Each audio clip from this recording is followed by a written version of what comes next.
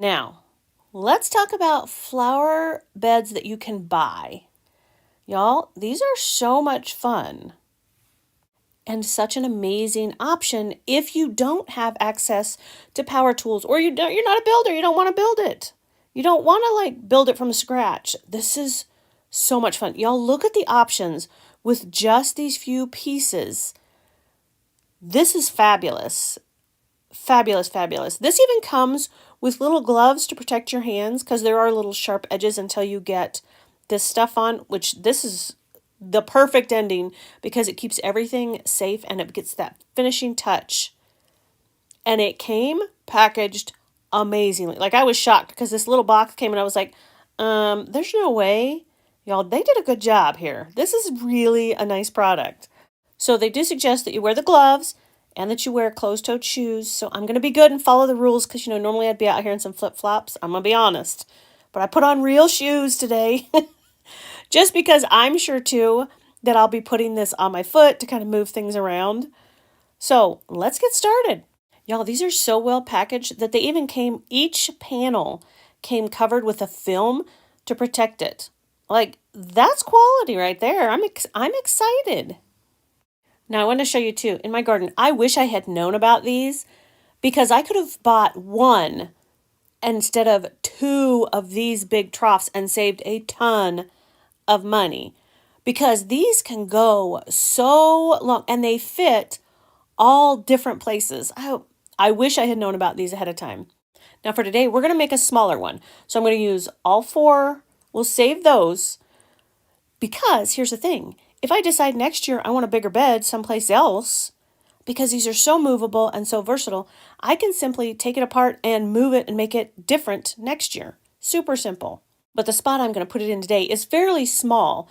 So this goes back to, I could have used the exact same piece, the exact same bed, one purchase, and gotten that entire long bed, or I can do the smallest version and fit it into here. And we're going to do an oblong, but you can do a square. You can do so many things, so many possibilities. Now, and all we're going to do is we're going to use the four corners and then two of the small panels. Y'all, this is so doggone easy to put together. So doggone easy. Now, they give you a wrench. You will need a screwdriver as well. And the screwdriver is just to hold it in place so that when you use the wrench to tighten the nut, the screw will just continue to spin. For Pete's sake, I can't talk today. If you don't have the screwdriver on the other end, it will just continue to spin and you're not going to tighten up. So you just need a screwdriver to hold the bolt in place and then use the wrench to tighten everything up. Now, once I got to that last panel, it was a little bit snug and you have to kind of line everything up, but still doable all by myself. And I'm a little old lady. So super, super simple to put together, y'all. And I would bet that if you didn't do the small one, it would probably be a little bit easier because you'd have a little more flex in it. But because I did the small one, there's not as much flex. But I don't mind that. I love this. This was so simple to put together. There may be a few more of these in my future. Now, this is where this guy is going to live this year. That doesn't mean it won't change and become a different shape next year, but this year, this is where it's going to stay. So this is going to be our strawberry patch. This is where the fairy garden used to be, but next year, this guy may end up in the garden. Who knows? That longer piece.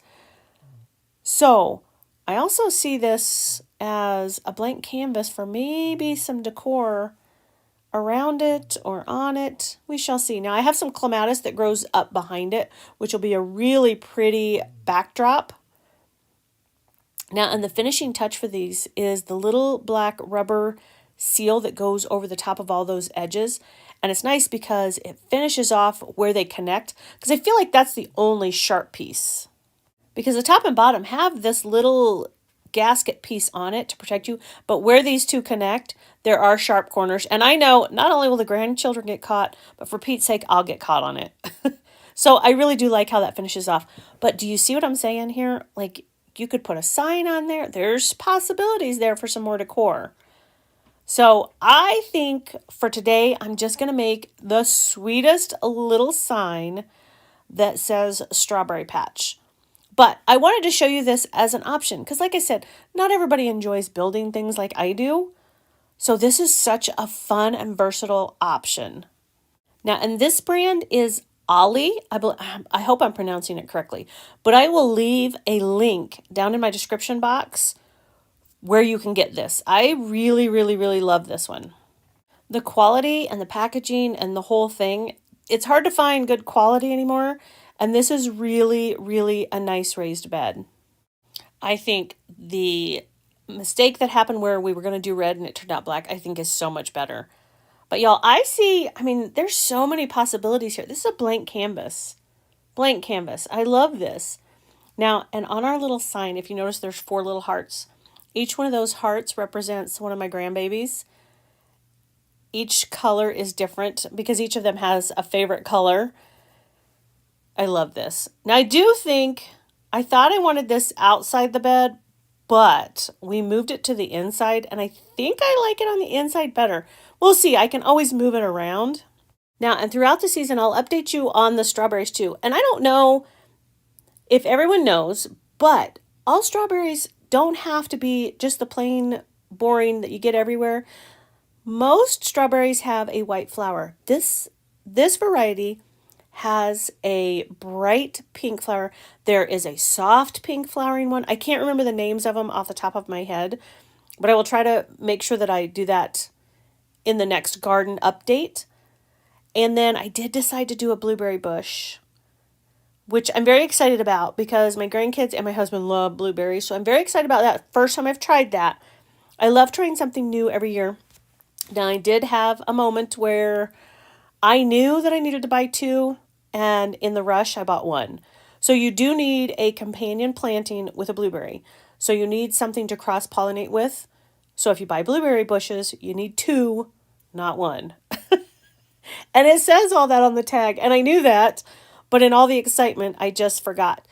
But like I said, throughout this season, about once a month, I am going to do a garden update, which will include the garden update, but also we will have DIYs and structures and things that we make for the garden. Y'all, I hope you had fun.